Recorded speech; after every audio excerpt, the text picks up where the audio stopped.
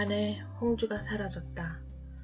그것도 4년 넘게 한 이불을 덮고 살던 여자가 하루아침에 이 낯선 땅에 나를 버리고 떠나버렸다. 손안에서 구겨진 쪽지를 다시 펼쳐들었다. 갑자기 손이 부들부들 떨려 글씨에 초점을 맞추기가 쉽지 않다. 몇 번을 읽어봐도 처음에 읽었던 내용 그대로다. 나 찾지 마. 이제부턴 좀 편히 살고 싶어. 이럴 수가. 남태는 바닥에 풀썩 주저앉아 버렸다. 다리에 힘이 풀리고 가슴에서 방망이질하는 소리가 두 귀를 뚫고 튀어나올 것만 같다. 전신 거울에 비친 남태의 모습은 마치 알코올 중독자와 흡사했다. 한쪽으로 눌린 머리, 반쯤 내려앉은 눈꺼풀, 초점 잃은 눈동자, 반쯤 열린 입에서 뿜어져 나오는 술 냄새, 여기저기 너저분하게 널린 소주병과 쓰레기를 끝으로 허공으로 시선을 돌렸다.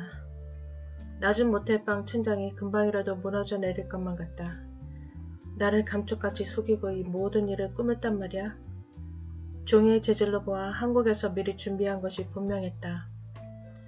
남태에게 단 한 번도 반말을 한 적이 없던 홍주가 마지막 남긴 말은 흡사 찾느라 헛수고하지 말라는 강한 경고장처럼 느껴졌다.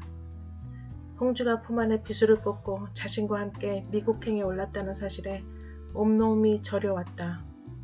이별 편지라고 단정하기엔 너무 짧다.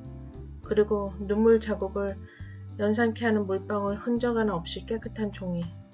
공간의 법칙이 필요치 않을 정도로 친밀한 사이라고 여겼던 게 잘못인지. 의문이 부풀어 오를수록 남태의 가슴이 답답하게 조여온다. 사람의 인연을 글 한 줄로 끊어버리는 게 말이 돼?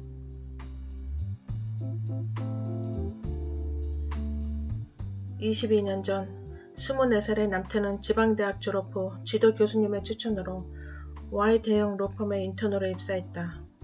로펌의 대표인 Y 변호사의 외동딸 지연의 생일 파티에 초대된 인연으로 지연과 사랑에 빠져 결국 임신까지 시켰다. 대학생 2학년인 딸이 임신한 것도 문제였지만 한국변호사협회장이자 정계 진출을 앞둔 지연의 아버지가 남태를 받아들일 리가 없었다. 낙태 시기까지 놓쳐 소원이는 무사히 태어났지만 소원이가 남태에게 건네진 후 지연 아버지와의 약속대로 두 사람은 생이별을 해야 했다. 남태가 출세나 성공으로 지연을 되찾아온다는 가능성은 제로였다.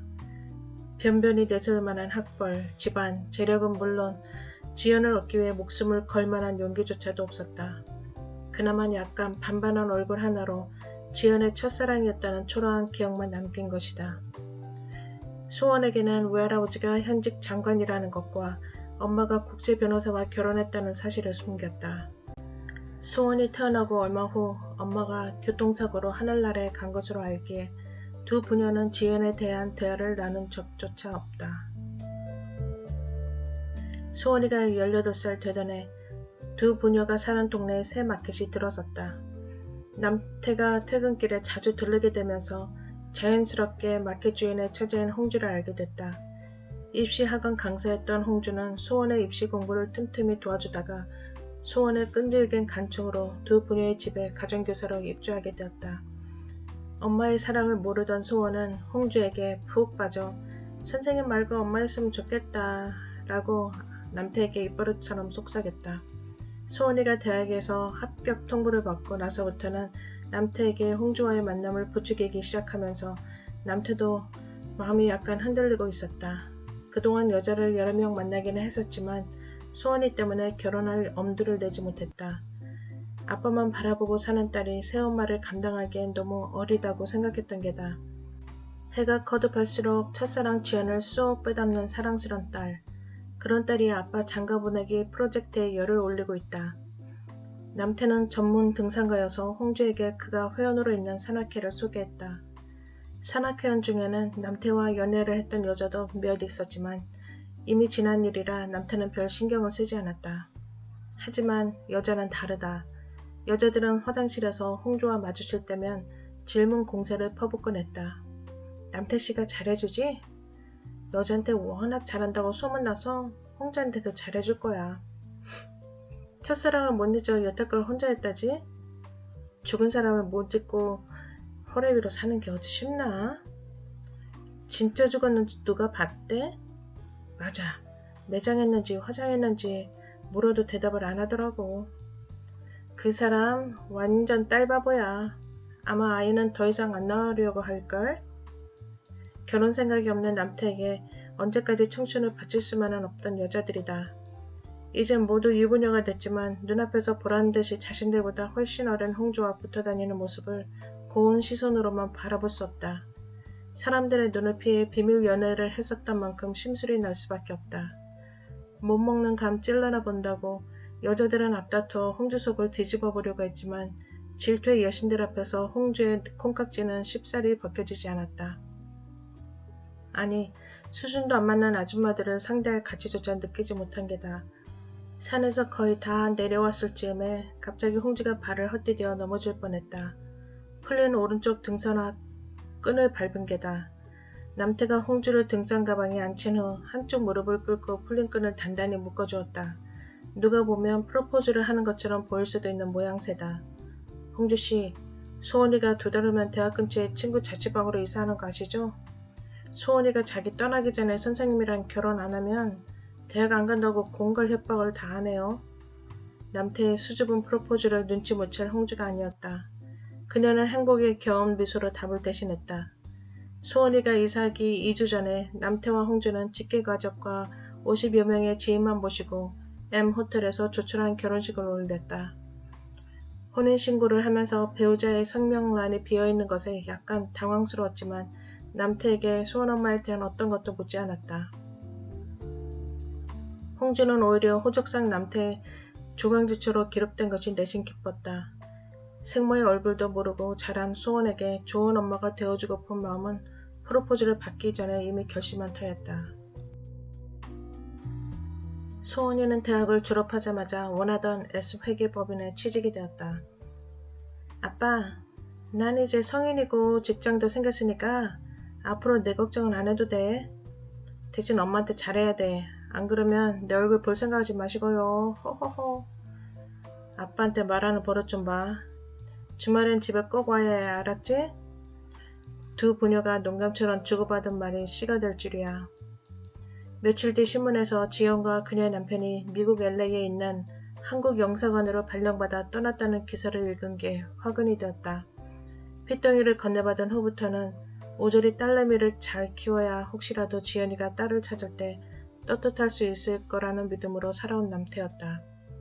혹시 몰라서 남태는 오래전에 준비해둔 자필 유서에 소원의 태생의 비밀을 언급해두긴 했어도 그것은 남태가 사망 후의 일이다. 아직 40대 중반을 간 넘어선 지금 그 유서가 무슨 소용이랴. 소원이는 생모가 죽은 줄로 알고 있다. 따라서 소원이는 생모를 찾아 나설 수 없다. 하지만 지연은 딸이 살아있다는 것을 알고 있지 않은가. 20여 년이 지나도록 딸을 한 번도 찾지 않는 이유가 뭘까. 짐작대로 아버지와의 약속 때문이라 해도 죽기 전에 한 번은 찾는 게 엄마 아니던가. 딸의 이름은 물론 얼굴도 모른 채 타국으로 떠났다고 생각하니 마음이 조급해졌다. 앞으로 미국이 아니라 더 먼 나라로 발령을 받지 말라는 법이 없지 않은가. 더 이상 기다리면 안 될 것 같다. 어떻게든 소원의 존재를 지연에게 알려야 한다는 의무감이 남태의 어깨를 짓눌렀다. 소원이가 회사 근처 오피스텔로 이사한 후부터 달라진 남태의 생활 패턴이 걱정되는 홍주. 딸을 자주 못 볼까봐 섭섭해서 그러는 것 치고는 술에 취해 귀가하는 횟수가 너무 잦았다. 잠도 깊게 못 드는 것 같고 악몽에 시달리는지 가끔 잠꼬대도 하는 남태가 오늘도 술에 취해 귀가했다.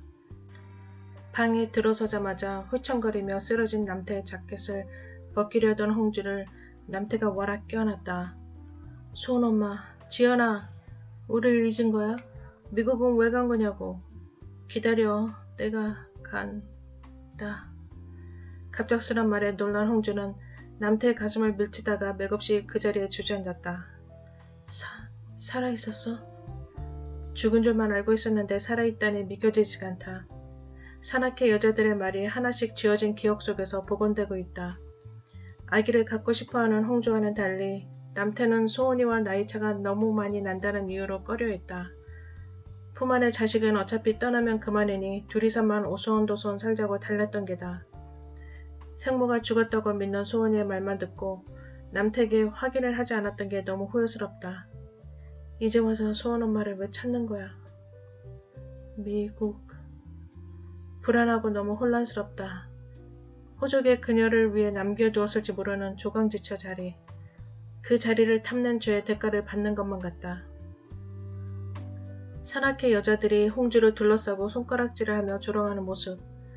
남자가 얼굴이 반반하면 여자가 많이 꼬인다며 남태와의 결혼을 신중히 재고해보라던 언니. 죽은 줄 알았던 생모품에 안겨 홍주를 거들떠보지 않게 될 소원이까지. 앞으로 일어날 일들이 우후죽순처럼 빠른 속도로 회오리가 되어 홍주의 몸을 조여왔다. 홍주는 바닥에 쓰러져 잠든 더 이상 신뢰할 수 없는 이 남자를 원망하며 밤새 흐느껴 울었다. 뿌리 없는 나무였다니. 다음 날 토요일이지만 우기예보로 등산이 취소되었기에 홍주는 남태를 깨우지 않았다. 아니, 등산을 갈 상황이 아니다. 커튼이 닫혀 있어서 대낮인데도 캄캄한 방에 잠든 남태를 두고 거실로 나와 쿠션 하나를 껴안고 소파에 비스듬히 앉았다. 약을 먹었지만 두통이 사라지질 않는다. 어젯밤 일. 어떻게 대처를 해야 할지 난감하다. 이제 와서 살아있는 사람을 왜 죽었다고 했냐고 따져봤자 남태한테 직접 들은 얘기가 아니기 때문에 얼마든지 남태에게 유리한 상황이다. 혹시라도 남태가 적반하장격으로 먼저 이별을 통보하기라도 한다면 홍주는 이성을 잃을지도 모른다. 지금 감정 조절에 실패하면 평생 후회를 남길 것 같아 억지로 침착하려 애쓰는 중이다. 오후 1시가 넘어서야 남태가 잠에서 깼다. 바닥에서 잔탓에 통증이 확 몰려와 허리를 곧게 펼 수가 없다. 침대를 잡고 겨우 일어나 눈이 반쯤 감긴 상태로 화장실로 갔다. 잠이 덜 깬 상태여서 흐린 시야를 기억이 더듬어 몸이 따라간 게다. 화장실 거울에 비친 구부정한 노인의 흉측한 몰결에 귀신을 본 듯 소스라치게 놀라 비명을 지를 뻔했다. 생기라곤 찾아볼 수 없는 술에 찌든 얼굴. 샤워를 끝낸 후에야 벗어둔 옷까지의 시선이 갔다. 어제 출근할 때 입었던 셔츠, 넥타이, 양발까지. 화가 많이 난 걸까? 옷은 그렇다 쳐도 술 취한 사람을 방바닥에 방치해둔 적은 없었는데. 홍주가 샤워 소리를 들었는지 남태가 거실로 나왔을 땐 점심 식사가 차려져 있었다. 평소보다 더 말이 없어진 홍주가 왠지 낯설게 느껴진다. 간밤에 자신이 취중에 했던 말이 얼핏 기억은 났지만 홍주가 들었을 거라고는 생각지 못했다. 저 홍주씨 잠깐만. 식사가 끝나고 홍주가 그릇을 챙겨 일어서려고 하자 남태가 입을 열었다. 홍주가 약간 긴장된 표정을 지으며 다시 자리에 앉았다. 왜요? 남태가 식사 시간 내내 말이 없었다는 건 무언가 할 말을 뇌속으로 정리를 하고 있었다는 증거다. 그게 뭘까? 궁금했지만 안 듣는 편이 오히려 나을 수도 있다는 생각에 자리를 먼저 뜨려고 했던 게다. 어제 또 많이 취했죠? 혹시 내가 취중에 말실수라도? 아니요. 어쨌든 미안해요. 그리고 참. 홍주는 침을 꿀꺽 삼켰다. 남태가 무슨 얘기를 할 것만 같다. 나쁜 예감은 거의 틀린 적이 없으니까. 우리가 결혼식만 올렸지 아직 변변한 신혼여행도 못 가서 섭섭했죠? 이참에 미국 여행 어때요? 외삼촌이 LA에서 모텔을 운영하시거든요. 아무 때나 오기만 하면 잠자리는 걱정 말라고. 직장은 어떡하고요? 할 수만 있다면 온몸으로 맞고 싶다. 작년에도 휴가를 못 가서 한 달 정도는 문제없을 것 같아요. 결국 취중 진담이었어. 홍주는 생각해보겠다고 했지만 선택의 여지가 없다는 것을 알고 있다. 남태의 부연 설명을 들을수록 홍주는 벼랑 끝으로 내몰려는 심정이다. 남태의 진심, 그의 여행 목적은 이미 취중에 들었기 때문에 무슨 말을 한들 홍주에겐 아무 의미가 없다. 다만 확실한 것은 홍주의 대답과는 상관없이 남태는 미국행을 결심했을 거라는 사실. 끝까지 안 간다고 버틸 만한 이유가 홍주에겐 없다. 아니, 말할 수가 없다. 남태가 놓지 못하는 끈의 끝자락을 쥐고 있는 지연이라는 여자가 먼저 그 끈을 놓지 않는 한 홍주는 결코 남태와 한몸이 될 수 없다.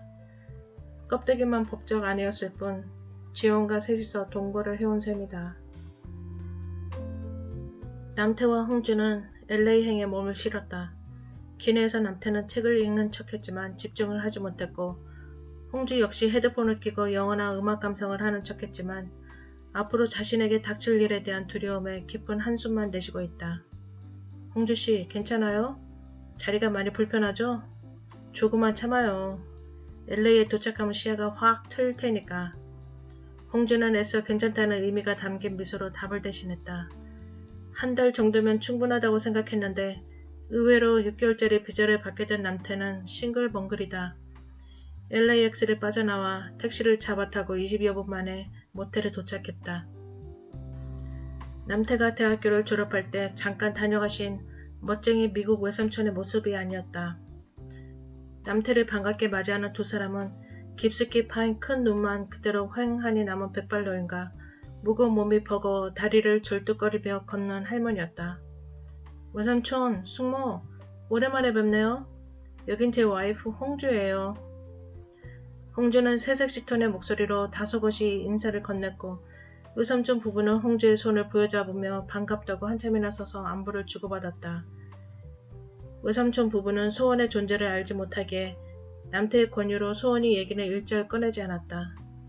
살아있는 사람을 죽은 자로, 있는 사람을 없는 자로, 말 한마디로 진실을 거짓으로 둔갑시키는 남태의 입창한 언변에 혀를 내두르게 된다. 변호사 사무실 사무장이었는데도 저 정도면 변호사였다면 수많은 무고한 사람들을 감방에 쳐넣겠지. 도착 다음날부터 두 사람은 외숙모가 소개한 여행사를 통해 관광버스 패키지 여행을 다녔다. 렌트카로 여행하기엔 만만한 거리가 아니라는 외삼촌의 말씀도 있었지만 솔직히 남태가 두려운 것은 총이다. 미국은 개인의 총기 소유가 합법이고 매일 총기석으로 사망하는 사람이 100여 명에 이른다니 한국에서 군복무를 마친 남태가 총의 무서운 위력을 모를 리 없다. 땅덩어리가 커서 그런가 도대체 몇 시간째 달리는 거야? 옆 사람과 대화하는 것도 한계가 있다. 비밀 유지가 생명인 직업 출신의 남태는 사적인 질문 받는 것을 꺼려하는 편이다. 게다가 미국에 온 목적도 여행을 빙자한 지연찾기였기에 끝날 줄 모르는 여행 시간이 지루하고 피곤한 듯 남태는 버스에만 앉으면 무조건 헤드폰을 끼고 잠을 잤다. 음악 감상보다는 일종의 대화 차단을 위한 소품이다. 홍주는 멀미가 심해서 애초부터 가이드로부터 맨 앞자리를 제공받아 버스 안에서 남태와는 늘 따로 있을 수밖에 없었다. 할머니들의 매서운 눈초리가 멀쩡한 남태에겐 앞자리를 빼앗기지 않겠다는 굳은 의지로 비쳤기 때문이다. 앞으로 2시간은 더 내리 달려야 합니다. 소등해 드릴 테니까 푹 주무세요. 여행 가이드가 잔잔한 클래식 음악을 틀자 관광객들은 일제히 창문에 커튼을 내리고 잠을 청했다. 몇몇은 핸드폰을 들여다보거나 버스 안 곳곳에 설치된 TV를 보기도 했지만 결국 그대로 잠이 들었다. 처형 날짜를 앞둔 사형수의 마음이 이랬을까. 버림을 받을 날이 가까워지는 홍주에겐 잠을 잔다는 것은 곧 악몽에 시달리는 것이었다. 홍주는 낮잠을 자는 대신 가이드에게 여행 이야기를 해달라고 했다. 미지의 세계에 대해 듣고 있다 보면 늘 달고 다녀 했던 가시방석에 앉아 모래알을 씹어먹는 고통으로부터 잠시나마 해방될 수 있을 것 같았다. 우울한 표정으로 볼거리 하나 없는 창밖만 바라보는 홍주의 부탁을 거절할 수가 없다. 운전석 옆에 자리를 잡은 가이드는 홍주에게 한참 동안 속닥거렸다. 얼마 후 가이드가 피곤한지 잠시 쉬겠다는 말과 동시에 운전석 바로 뒷자리에 앉자마자 잠들어 버렸고 홍주는 원상태로 돌아와 있다. 아직 목적지에 도착하려면 1시간이나 남았는데 다시 우울해진다. 소은이를 친딸처럼 사랑으로 대해왔건만 아직도 지연을 잊지 못하는 남태가 원망스럽고 남태로 인해 자신이 온유해도 소리가 내린다는 한을 품게 되었다는 사실이 서글펐다. 미국에 도착한 첫날부터 여행 스케줄이 없는 날엔 남태는 틈틈이 사라졌다가 밤늦게 돌아와 모텔방에서 술판을 벌이곤 했다. 지연을 만나지 못한 게다. 한편으로는 고소하면서도 휴가를 연장하면서까지 2달 가까이 이어지는 이 지긋지긋한 일상. 내일 모텔로 다시 돌아가면 불보듯 뻔하다. 더 이상 참을 수가 없다. 인내심의 한계를 넘어선 지 이미 오래다. 버림받기 전에 먼저 버리는 것. 그것만이 자신이 살 길이라고 믿었다.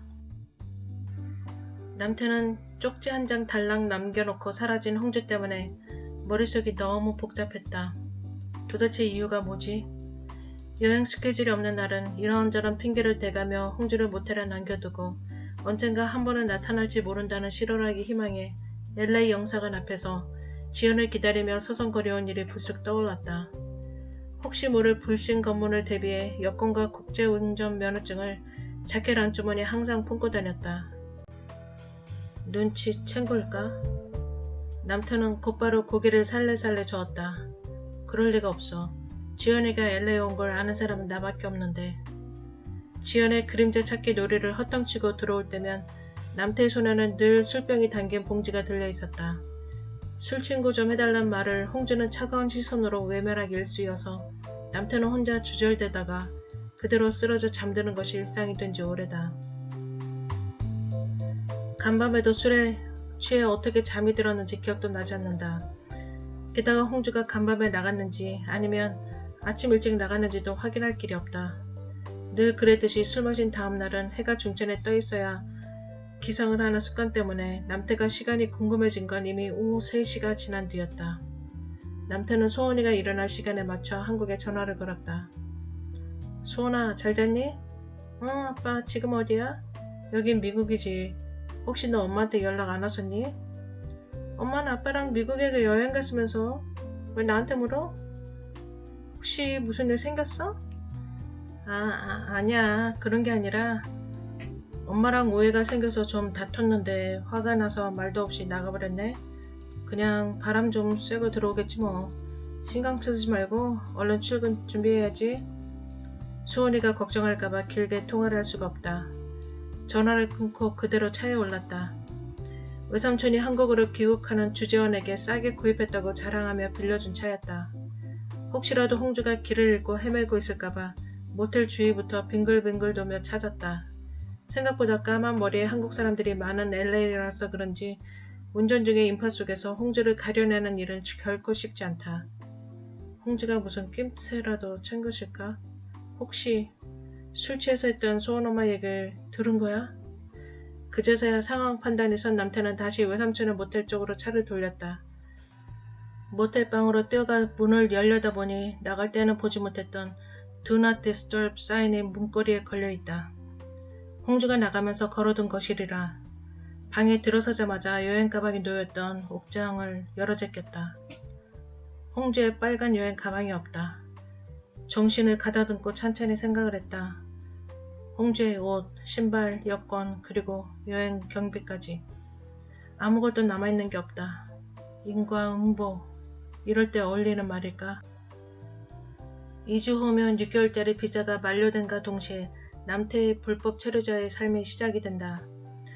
그동안 소원 엄마 그림자 찾기 노래는 고사하고 외삼촌 벨랏도 없어 한인타운 중심에 위치한 하숙집으로 거처로 옮긴 지 석 달이 넘었다.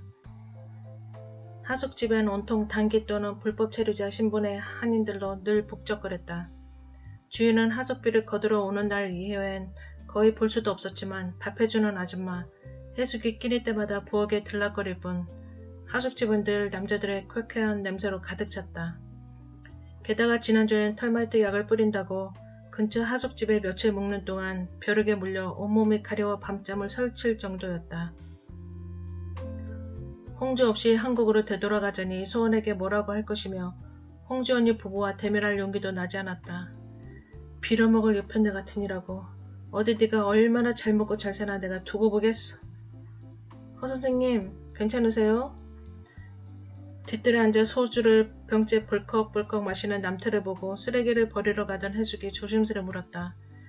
하숙집에 잠시 머물다 가는 뜨내기들의 공통된 점은 허세가 심하다는 것이다. 그들의 대화를 잠시라도 들어보면 온통 왕년의 금송아지 얘기뿐. 해숙이 귀를 닫은 채 밥짓기에만 집중하게 된 것도 현실을 직시하지 못하는 허세꾼들 때문이다. 그런데 허 선생님은 다르다. 말수도 없을 뿐더러 전문 용어를 많이 사용하며 해숙에게 치근덕거린 적도 없다. 가끔씩 밤하늘을 올려다보며 담배 연기를 뿜어내는 그의 모습을 숨죽이며 바라본 적도 있다. 해숙은 남태를 허 선생님이라고 불렀다. 다른 뜨내기들과는 차별을 둔 게다. 그런 그가 만취 상태가 되어 고개도 제대로 못 가누고 있다. 이미 소주를 4병이나 마신 상태였기에 남태는 체면이고 뭐가 없다. 네, 아주머니. 저 버림받았다고요. 첫사랑은 강제로 떼어놓더니 마누라는 절 버리고 아예 사라졌다고요. 무슨 이런 놈의 팔자가 다 있냐고요. 아니, 웬 소리를 이렇게 잡섰어요. 벼룩에 물린 데가 더 벌겋게 부어올랐잖아요. 그만 들어가세요. 이러다 큰일 나겠네. 첫사랑, 마누라, 버리고 사라지고 취중에 새고 있는 그의 비밀. 미국엔 일가 친척 하나 없는 해숙이 이 하숙집과 인연을 맺은 건 남편과 사별한 6년 전부터였다.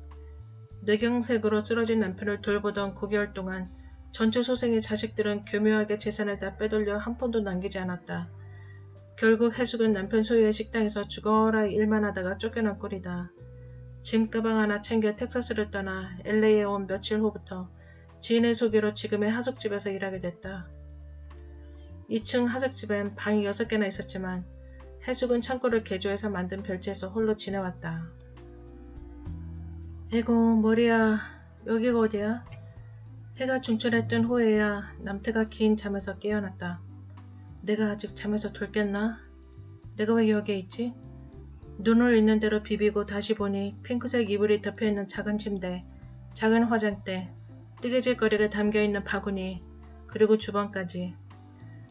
남태가 대학 시절 때 살던 옥탑방의 내부 구조와 너무 흡사하게 닮은 공간이다. 이제야 깨셨네요. 마침 문을 열고 들어서던 해숙이 옆에 놓였던 물컵을 집어들어 남태에게 내밀었다. 뭐 하는 거요? 아줌마가 왜 여길? 왜 허락도 없이 남의 방에 함부로 들어오냐는 투의 질문에 해숙이 당황했다. 무슨 말씀이세요? 여긴 제 방이에요. 허 선생님이 너무 술에 취해서 다른 하숙생들한테 도움을 요청하려고 가봤더니 다들 한인 축장가 뭔가에 가서 도저히 혼자 2층 방까지 모셔다 드릴 수가 없지 뭐예요. 인사불성이 된 사람을 그냥 못 본 채 할 수도 없고. 제가 신뢰가 많았네요, 아주버니. 정말 오랜만에 술을 마셔서 그런지 평소보다 빨리 취해버렸네요. 제가 뭐 실수한 거라도. 순간 목이 타오름을 느낀 남태는 받아든 물을 한숨에 들이켰다.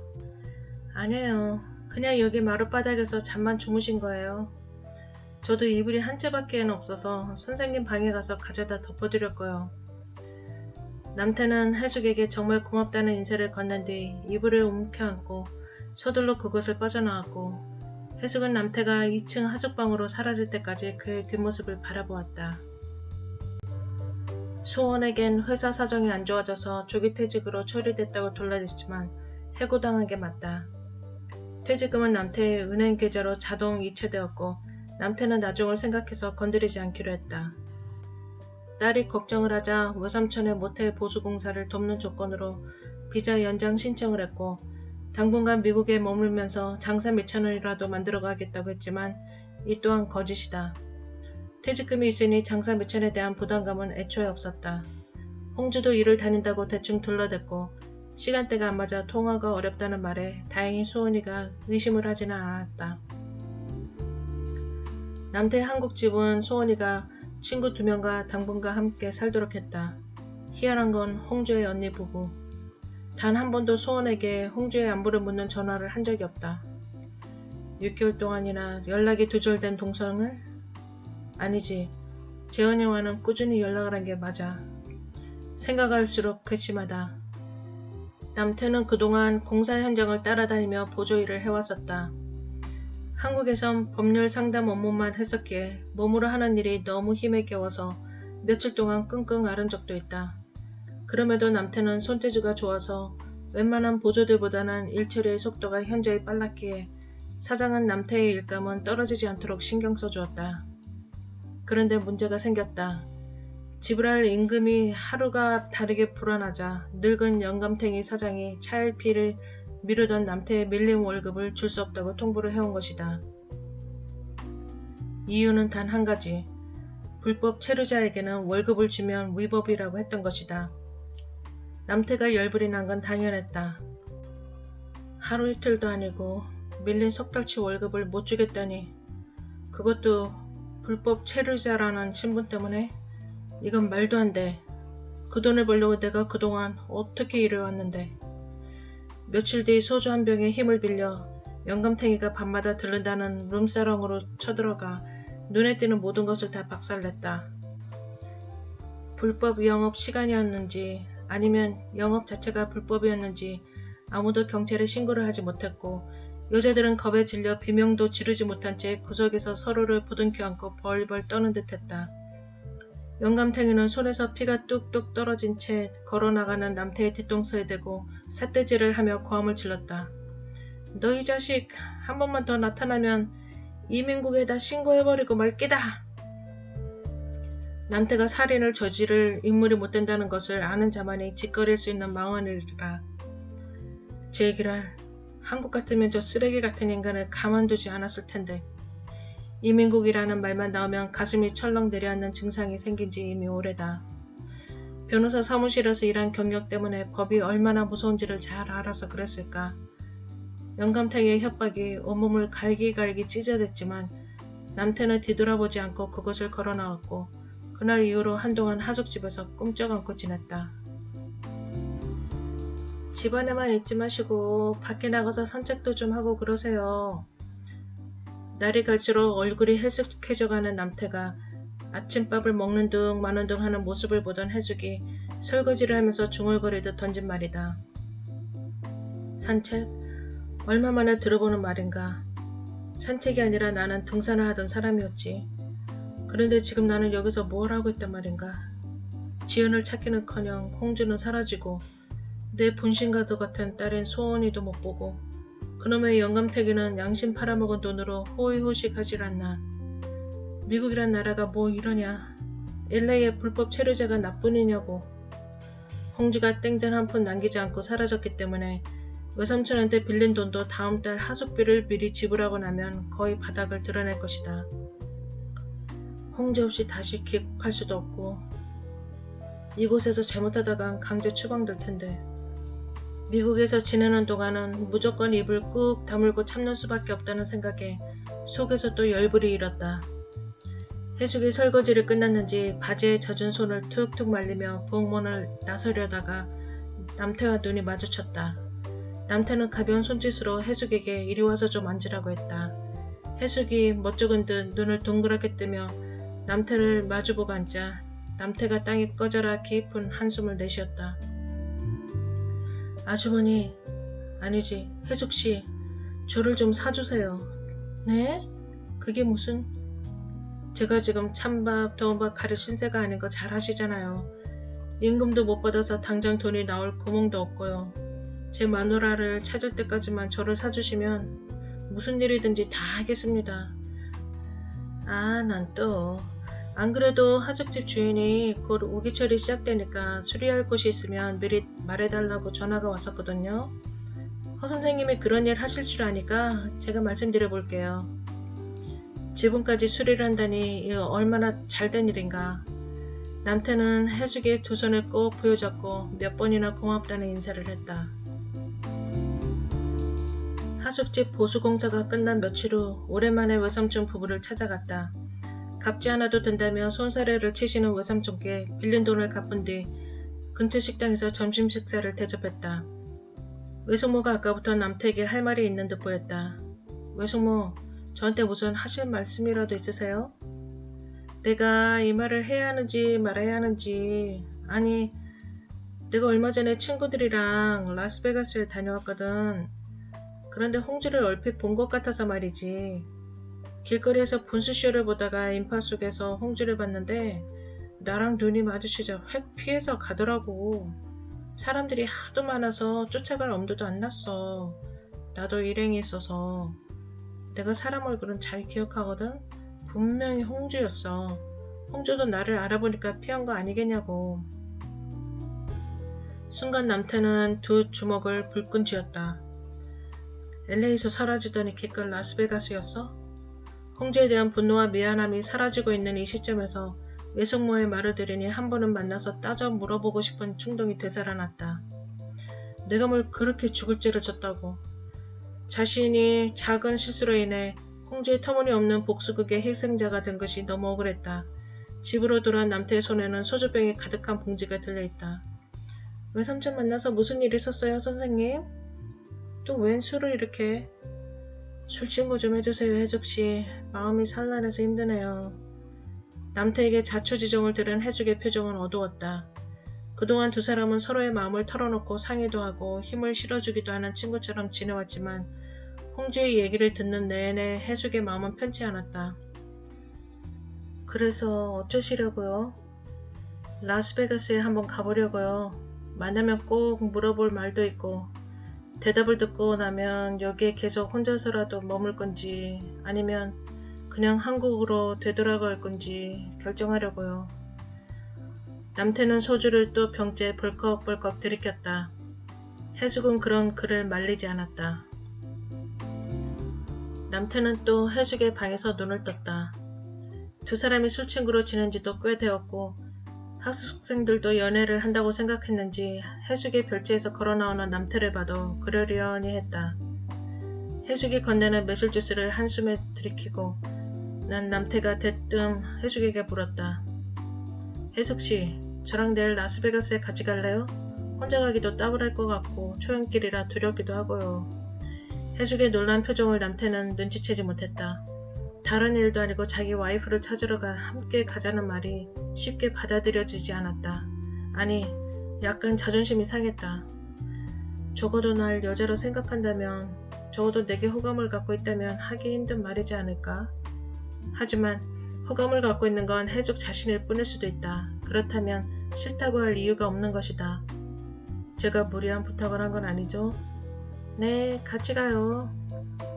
어차피 내일은 하숙집에 카펫을 걷어내고 마룻바닥 공사가 시작되기에 하숙생들이 또 벼룩 때문에 문제가 생겼던 하숙집에서 하루를 묵어야 할 형편이었기에 시기도 적절했다. 다음날 아침 별채에서 나오는 혜숙에게 남태가 어색한 농담을 던진다. 혜숙씨도 화장을 하니까 여자가 많나요? 라스베가스엔 예쁜 여자들이 많다니까 어쩌겠어요. 그냥 구색이라도 맞춰야죠. 허허. 20만 마일을 훌쩍 넘긴 남태의 중고차로 장거리 여행을 하기엔 무리라고 생각되었는지 혜숙이 자신의 승용차 열쇠를 건넸다. 남태를 조수석에 앉힐 수 없다는 그녀의 배려가 고맙다. 고마워요, 혜숙씨. 미국에선 와이프는 빌려줘도 차는 빌려주지 않는다고 하던데. 어머, 허 선생님도 참. 우리 사이에 무슨 그런 말씀을. 속마음을 들킨 소녀처럼 혜숙이 얼굴을 수줍게 붉혔다. 라스베가스에 가는 내내 혜숙은 자신의 학창시절, 가족, 친구들 이야기로 시간 가는 줄 모르게 수다 산매경에 빠져있다.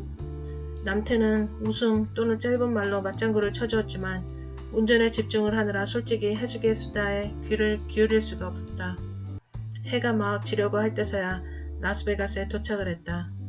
남태는 동료 하숙생의 도움으로 미리 예약을 해둔 미라지 호텔로 곧바로 향했다.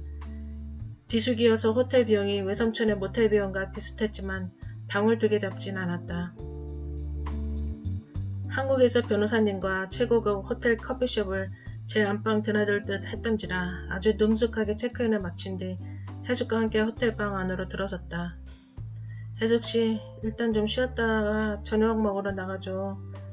이제부터는 운전하지 않고 걷거나 택시를 타야겠어요. 주차장까진 너무 멀고 어차피 택시비는 동네 버스비랑 비슷하다고 하니까.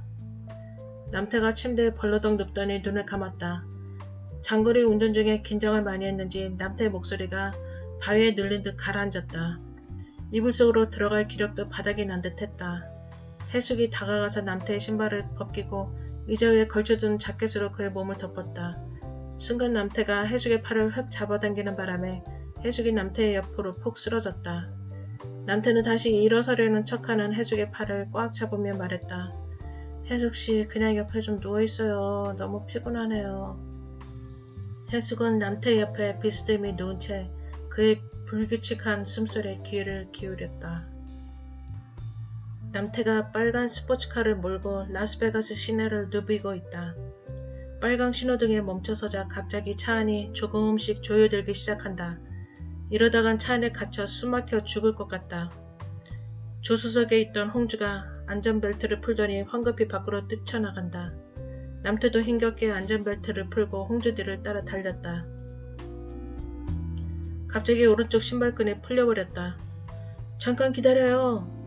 남태가 왼쪽 무릎을 꿇고 신발끈을 묶기 시작했다. 조급한 마음에 너무 세게 잡아당겼나. 끈이 뚝 끊어져 버렸다. 당황해서 고개를 뜨니 홍주는 이미 시야에서 사라져버리고 없다. 남태가 홍주를 부르다가 눈을 떴을 때는 실내가 온통 암흑처럼 어두워진 후였다. 해숙도 남태의 인기척에 깼는지 몸을 돌려 침대 옆 램프를 더듬어 불을 켰다. 탁자 위의 시계를 보니 밤 8시가 막 지나고 있었다. 두어 시간을 내리잔 것이다. 두 사람은 약속이나 한 듯 서둘러 외출 채비를 했다. 어두워질수록 더 화려해지는 라스베가스. 밖은 이미 파티가 시작된 것처럼 시끌벅적하고 온 세계 인구가 한꺼번에 거리로 쏟아져 나온 듯했다. 호텔 앞에서 대기 중이던 택시를 잡아타고 운전기사에게 아무 코리안 식당으로 데려다 달라고 했다. 5분 정도 떨어진 한인식당에 도착했는데 늦은 시각이라 그런지 손님이 별로 없었다. 사모님하고 이쪽으로 오세요. 사모님이라는 말에 해숙의 입가에 미소가 번졌다. 정말 오랜만에 듣는 누군가의 누구였다. 여기 오길 잘했네요.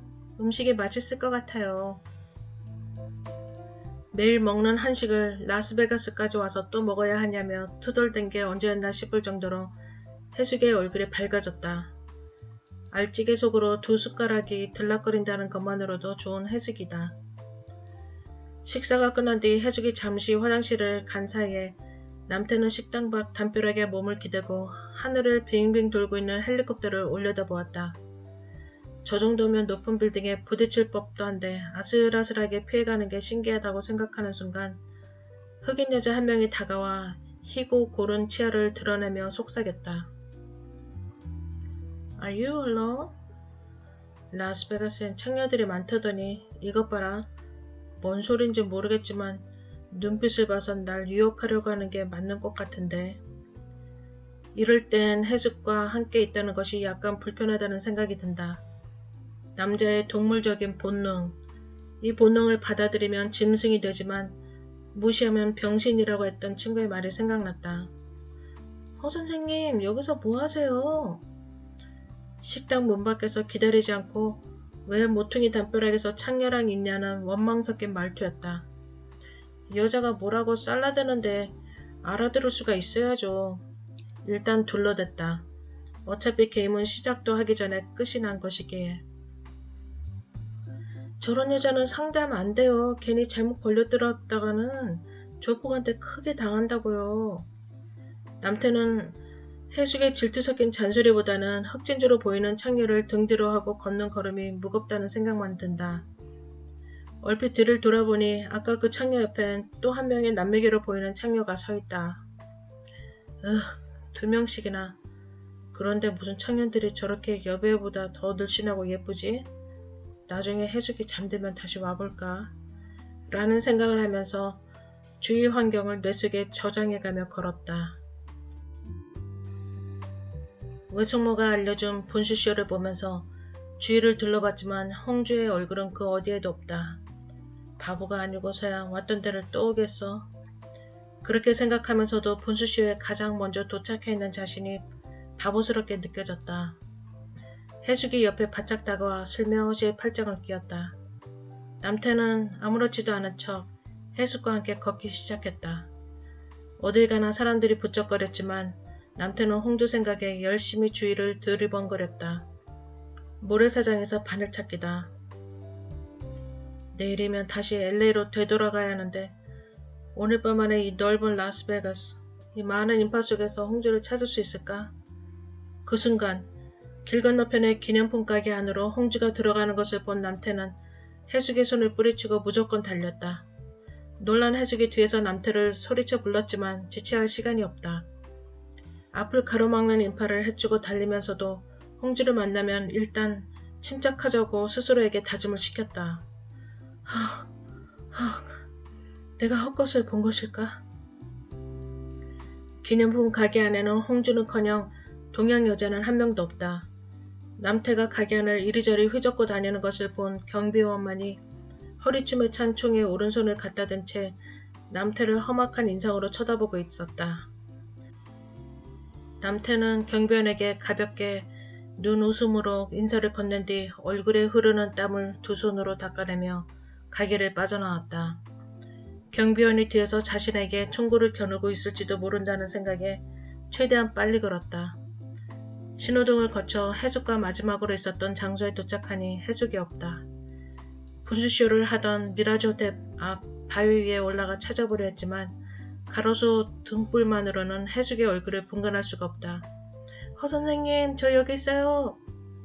해숙이 남태를 먼저 알아보고 근처 나무 아래에서 그를 향해 손을 흔들었다. 갑자기 뛰어가서 놀라셨죠? 해숙씨, 미안해요. 아니에요. 기다리는 내내 가슴을 졸였지만 혼자 돌아온 남태를 보고 그제서야 안도의 한숨을 내쉬었다. 만약 홍주와 함께 오는 걸 봤다면 몰래 자리를 피해버리려던 참이었다. 두 사람은 다시 시작된 분수쇼가 끝날 때까지 한동안 말없이 서 있었다. 앞으로 어떻게 하실 거예요? 해숙이 조심스레 입을 뗐다. 후, 글쎄요. 남태가 땅이 꺼져라 한숨을 내쉬었다. 홍주를 찾는 일은 그만두려고요.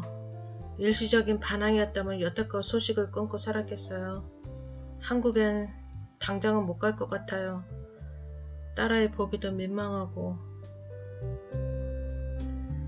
뭐라고 말이라도 해야 하는데 쉽게 입이 떨어지지 않는다. 지금 해볼까? 아니면 내일 LA에 돌아가서? 아니, 지금 못하면 내일은 더 힘들 것 같다. 해숙이 용기를 냈다. 선생님, 그냥 여기서 저랑 함께 지내요. 자리 잡고 나중에 소원이도 놀러 오라고 하면 되죠. 남태가 생각에 잠긴 듯 말이 없다. 마지막 분수쇼가 시작되자 호텔 안에 있던 사람들까지 우르르 몰려 나왔다. 주인은 삽시간에 또 인산인해를 이루고 있다. 지금 해숙이라는 밧줄을 잡지 않으면 아무것도 할 수 없다는 것을 남태는 잘 알고 있다. 방금까지도 홍주를 찾아 헤맨 것을 알고 있는 해숙이 손을 먼저 내밀어 주었다. 그런 그녀의 마음이 고맙고 미안한 남태는 말없이 해숙의 어깨를 감싸 안았다. 지연에 대해 홍주에게 말하지 않았듯이 해숙에게도 홍주가 사라진 진짜 이유는 숨겨야 한다. 더 이상의 그림자 찾기도 오늘로서 끝내자. 그러자. 우리 소원이를 위해서라도. 소원이 생각에 갑자기 눈시울이 뜨거워진 남태는 두 눈을 감아버렸다. 이 두 사람의 모습을 남태가 해숙을 찾으러 올라갔던 바위 뒤에서 훔쳐보는 사람. 홍주다. 두 사람 결국 만났군. 언니 말이 맞았어. 내가 먼저 버리길 정말 잘한 거야. 남태가 지연과 라스베가스에 여행해 온 것으로 오해한 불쌍한 홍주. 남태의 얼굴에 지난 4년 동안 먹은 걸 다 토해버리고 싶은 심정이지만 더 이상 비참해지고 싶진 않다. 남태의 팔에 안겨있는 지연에게도 질투 따윈 하지 않을 것이다. 어차피 호적상의 첩은 당신으로 기록될 테니까. 홍주 앞에 관광버스 한 대가 멈추더니 피쉬 소리를 내며 문이 열리자 남자가 손을 내밀었다. 남자는 익숙한 듯 홍주의 빨간 여행 가방을 받아 올린 후 홍주를 맨 앞자리에 데려가 앉혔다. 홍주는 노란 가발이 달린 모자를 벗어 쇼핑백에 넣더니 주머니에서 열쇠고리를 꺼내 남자에게 건넸다. 남태가 급히 빠져나갔던 기념품 가게에서 구입한 게다. 선물 고마워요, 홍주씨. 이번에 콜로라도에 가면 2주 후에는 라스베가스로 돌아오게 될 거예요. 네, 저는 어디든 좋아요. 이렇게 관광하며 다니는 직업이 최고인 것 같아요. 홍주를 태운 버스문은 남태의 뒷모습을 향해 피쉬 소리를 내며 닫히고 버스는 이내 라스베가스를 등지고 미지의 밤 속으로 사라졌다. 감사합니다.